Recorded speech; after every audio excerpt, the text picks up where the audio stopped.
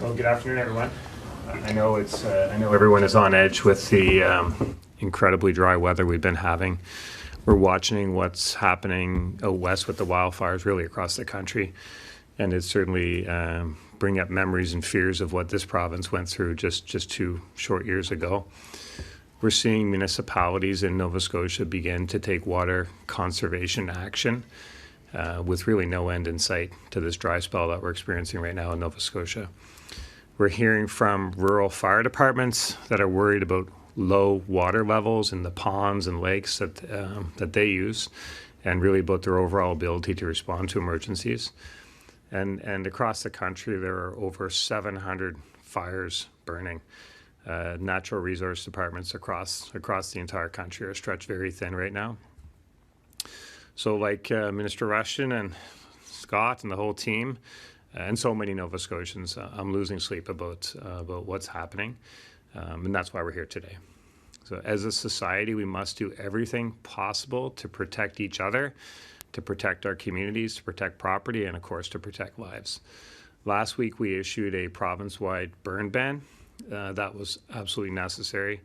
As tinder dry conditions continue to persist from one end of the province to the other, the risk of wildfires increases, and the risk is very, very high right now. We've had briefings from Environment Canada about the near-term forecast, and there is no significant rain in sight. This means more dryness, and it means more risk. We're here today because the experts have advised, and we agree, that more precautionary steps are required. We have to stay in front of this. We can take steps while we are in the middle of trying to fight fires, or we can be proactive and try to prevent them. And we have chosen to be proactive and try to prevent fires. So based on the recommendations of Scott Tingley and his team, they recommended, and we agree with the following. Effective 4 p.m. today, we're telling Nova Scotians, stay out of the woods. We are restricting travel and activities that really aren't necessary for most of us. Hiking, camping, fishing, and the use of vehicles in the woods are not permitted. Trail systems through woods are off limits. Camping is allowed, but only in official campgrounds. The fine for violating any of these bans is the same as the fine for the ban on burning, $25,000. And if you're a smoker, for God's sakes, be mindful of where you're butting your butt out. If you don't, and you cause a fire, we will hold you accountable. So what does this mean if you have a home or cottage surrounded by a wooded area? We strongly encourage you to stay out of those woods, regardless of where they are. Please don't do anything that could unnecessarily put you, your family, or your neighbors at risk. This situation sucks. Summer is one of the best times in Nova Scotia, and we all look forward to getting outdoors and enjoying our scenic beauty that surrounds us. I get that, and I'm right there with you as Nova Scotians. But you can still go to the beach. In fact, that's a great place to be on these hot, dry days. Just no bonfires. If there's a short trail to get from point A to point B, like from the parking to the beach or to the lake to fish, that's fine. But that's it. No heading into the woods to spend time there. I know it's inconvenient. I know it's the height of summer vacation and people want to do all the activities that we so much enjoy in our great outdoors. We have a beautiful province. I know everybody wants to enjoy it, but we have to stay out of the woods. It's a small price to pay right now to avoid the kind of devastation that we saw from the wildfires in 2023. Nobody wants to go back there. Nobody wants a repeat of that. And staying out of the woods is what's necessary right now for the safety of your families, your friends, and your neighbors. We've seen Nova Scotians come together in the past to protect each other. This year's fire season has been relatively quiet, but the forecast is extremely worrying. So we have the burn ban, and we're adding another layer of protection with these restrictions right now. And let's remember, it's not just your family and your home or your business that we're trying to protect. It's also our firefighters. Earlier today, our government took steps to protect municipal and volunteer firefighters safety by ensuring safer training environments. Many of these same firefighters fight wildfires alongside our DNR crews. We need all Nova Scotians to help keep our firefighters safe, along with everyone else, by following the measures we put in place. So I'm counting on you to do the right thing. Don't light a campfire, stay out of the woods, and stay safe. And I think with that, Minister Rushton has a few comments. Thank you. Thank you, Premier. So yes, as the Premier said, we have already had about 100 wildfires this season in Nova Scotia. They've all been very small, but our crews have been able to manage them and extinguish them quickly. But that could change in a heartbeat. It's incredibly dry out there right now. And the fires we're seeing right now are burning deeper into the root system and going deep underground. And that kind of fire takes a long time to put out, which is exhausting our resources. Only a significant amount of rain will change these conditions for Nova Scotia. So until then, we need to step up our vigilance. That's why we put the burn ban in place last week, and that's why today we are restricting travel activities in the woods. Like the burn ban, restrictions for the woods are in place until the end of the wildfire season, or until we can determine that conditions have changed enough to lift these bans and restrictions. And like the burn ban, the fine for violating these conditions and restrictions is $25,000. The restrictions apply both to provincial Crown land and to private land. As the Premier said, the aim is to limit unnecessary travel in the woods and activities. Going for a hike is nice, going on an ATV trail is fun, but right now is not the time. So our message to the majority of Nova Scotians, please stay out of the woods. We're asking everyone to cooperate and be sensible in applying these rules to help keep our people and our community safe. Don't look for loopholes. If you have to ask your question, should I or could I? The approach is probably don't do it. And if you have a level-headed conversation question, please call your local DNR office. I want to note, we're not interfering with people's livelihoods. Lots of people make their living in the woods. It's necessary for them to go into the woods. But times can change when work takes place in the woods. So they can get a permit to carry out their operations on Crown lands.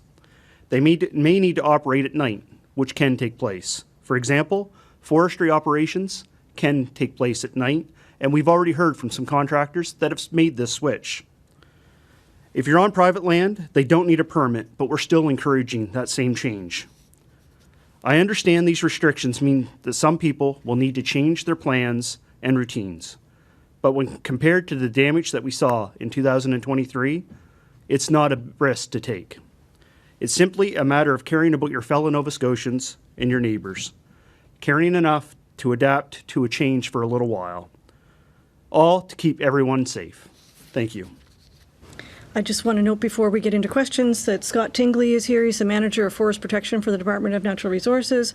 And Andrew Mitton is the Director of Regional Operations for the Department of Emergency Management. They may help out with some of the questions. We have folks in the room and on Zoom, so we'll start with like one question, one follow-up in the room.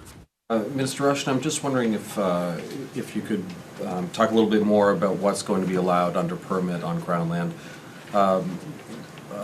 Would a forestry operation have to operate at night to get that permit, or is that just an example of how a permit might work? In 2023, we're sort of copying catting what we did in 2023 and restricting industrial activities, certain places, certain times. When they apply for that permit, I understand they'll have conversations about locations and things. I don't want to presuppose what each permit will take place. I don't know if Scott has anything to add to that, but there will be some criteria that they do have to meet. Nothing really to add, just that they'll be case by case, depending on what the operation is and where they have to access and things like that. So, yeah. Have any $25,000 fines been levied during the summer? So I believe to date it's been 7 that have been applied. Question for the Premier or the Minister. What is the plan for enforcement of this? So the enforcement is very similar to now with the burn restrictions. Even before the burn ban was put into place last year, our conservation officers could be called out to an illegal burn in a certain area, and they do their investigation and deem if charges need to be laid. So it's really no different than that. But I will highlight that municipal officers, RCMP, can still apply these enforcement engagements as well. So we're asking people, we don't want to be putting charges on people. We're just asking people just follow the rules right now. It's tinder dry. We I enjoy a campfire just like anybody else, but it's tinder dry right now. So let's get some rain before we can enjoy those summertime activities. And can you provide some more details just about private landowners and what they shouldn't be doing in the wooded areas of the properties when it comes to hosting others? Yeah, so no, we for example, recreation. Just stay out of the woods. There are times that you can go into the woods and there's times that you can't. This is one of them. It's tinder dry out there. But if there are activities that need to be done, if you need to do silviculture in your land or forestry activity on private land, no, you don't need a permit for private land. But we're encouraging those landowners and those contractors, and many of them already have changed, but to move to nighttime operations versus daytime. The temperatures have dropped, wind's less, and the humidity is a little higher in the evenings, which would keep a fire at bay if something were to start. Premier, you spoke about concerns about water shortages, water conservation, how that's worrying local fire departments. Is there a plan there for water distribution or addressing that in any way? Yeah, I mean, obviously we're working with the local municipalities and with the local departments, and this is all in prevention is the key part of the plan right now. I mean, we're all praying for rain. We've been praying for rain for a few weeks now, and we'll continue to do that. But prevention is something that is within our control. When it rains is not within our control. So we're focusing on the things that are within our control and are within the control of Nova Scotians. So stay out of the woods, be respectful. The minister said it best. Don't look for loopholes. This is a serious time. The risk is very high. Do you have a sense of when Nova Scotia last enforced rules this stringent in the woods? Yeah, 2023 during the wildfires, we actually had. This is pretty much a copycat of what took place in 2023 with travel restrictions into the woods. And do you have a sense of how much rain or water you would need in order to ease things? We're not looking at a day of rain. We're actually looking at a prolonged 2, 3, 4 day period of rain with and as explained to me by the department staff. A good downpour that we saw 2 weeks ago in Cumberland County does not do any justice. It runs off. We need a few days of rain, similar to what we saw in 2023. We had to engage these restrictions in 2023, followed by 7 or 8 days of good rain at times. So that's what we're looking for, is a prolonged period of rain over the course of a few days at least. And how do these measures compare to what other provinces have done? Yeah, look, we're a little bit different than most provinces. We have more private land than Crown land to look at. But like doing a scan, there's been fire bans put in place in other provinces. We're seeing an extreme weather this summer in many provinces. We're seeing a lot of fire activity the last couple of years across the country. And as the Premier said, I think there's about 700 fires burning right now in Canada. So our resources, not just as a province but as a nation, are getting stretched thin. So we're just asking for some precautions till we do see some weather events happen. Let's go to the Zoom if you don't mind. Ian Fairclough, you're there? Yeah, I'm here.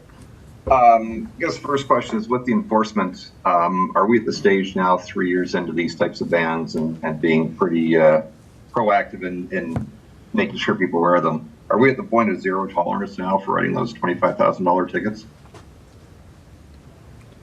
Yeah. Yes. Yes, we are. I mean, the reason in 2023 that we increased the amount of the fine was to send a message on the seriousness of the situation. And we've kept it there because it's a serious situation. So now with the fire, we have a good system in this province with the Check Before You Burn website. It's very informative for Nova Scotians. Nova Scotians are starting to use that. We need them to respect it. And for the vast majority of Nova Scotians, they do respect that. But I think the minister said there's been around seven fines issued this year. Those are people that didn't respect it. And by not respecting it, created some danger for themselves, for their neighbors, for their communities, for Nova Scotians. And there's no reason for that. So we have a very little zero tolerance for those that just really take an action that tells us they don't care about their community, because we do, and we want them to as well. So we're serious, and on the enforcement of the restrictions today, we're serious as well. It's just too serious of a situation. The risk is too high. There's no need for unnecessary risk, and we need Nova Scotians to respect that. And for those who don't respect it, we'll fine them. And we'll find them. Ian, do you have a follow-up? Yeah, part of that, people not taking those risks. I know that fireworks, private fireworks, retail fireworks are banned at the same time through the restrictions. But my understanding is that the fines for that just fall under the Fire Safety Act and are only like $400 and some dollars. Is there any thought to placing those in the regulations so that setting fireworks off during a ban would also bring that $25,000 fine? That sounds like a good idea to me. Should be. Rick, you're on the line as well. Did you have any questions? If you're speaking, Heidi, I can't hear you. Yeah, sorry about that. I was searching for the unmute. The 7 fines that have been laid so far, where were they geographically in the province? What was the distribution? Do you know? Heidi, I wouldn't have that information right at hand, and we'll see what we can share with you following up with Adele afterwards. Thank you. Come back to the room. Any further questions? For the Premier, I do have a question on behalf of a colleague. The Independent Monitor's report on the 5-year remedy for care and housing of people with disabilities came out Friday. It suggests you and your office make the remedy, quote, a major policy priority that requires sustained involvement by your office and key departments like health. Would you see yourself and your office taking a more direct role in ensuring the remedy stays on track? We're already taking a role in that. I think I think the province is making progress. There's work to be done for sure, but it's a government effort. I think the question here is about the pacing and ensuring things are staying on track going forward. Is that a commitment you're making? Yeah, we have a great team on that. Fantastic minister and a dedicated, like the people at the department are dedicated. They care. We all care. We all want progress, including the Premier. I have a question as well, just for our national team, and it's on tariffs as well.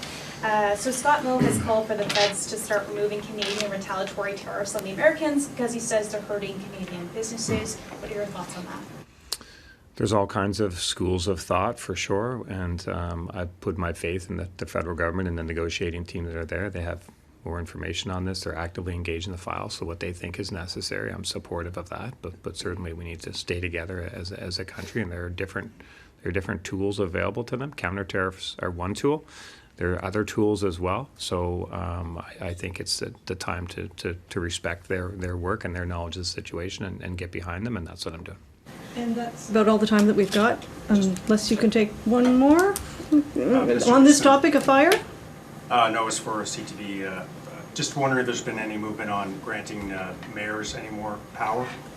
No, it's just a discussion. It's a topic of discussion, probably more of a topic of discussion in the media with the pundits than it is with us. But certainly we want people at all levels of government to have the tools necessary to properly govern, and it's a discussion that's happening for sure. But there's no more movement than the discussion. Ask about fires. Is there any talk of sending support to Newfoundland, or can we risk sending people away with the risk level so high here in Nova Scotia? So what I'll do is I'll ask Scott. We have an agreement nationally, and maybe I'll ask Scott a little bit about that. But the request would have to come in through a CIFC program, if Scott can. Yeah, as the minister mentioned, it's all coordinated through the Canadian Energy Forest Fire Centre in Winnipeg. We haven't received any formal requests from the province of Newfoundland to support. We would certainly assess one if they did send a request in. And we have been supporting other provinces across the country when we can. The first thing we always do is assess our situation here in Nova Scotia. We always want to cover the home front, but we'll certainly help wherever we can. And just on private land, does the province have no legal authority to restrict activity on private land? Is that why you're not doing it there? No, the permit process would be on Crown land. We're still saying we want activity to stop on private land as well. Industrial side of things, we're asking them to move over to a nighttime regime similar to what we'd ask for on Crown land as well. But you couldn't require permits to harvest wood on. No, I don't think there's an avenue to do that, Brian. Thanks, everybody. Thanks Thank you very much. Thank you.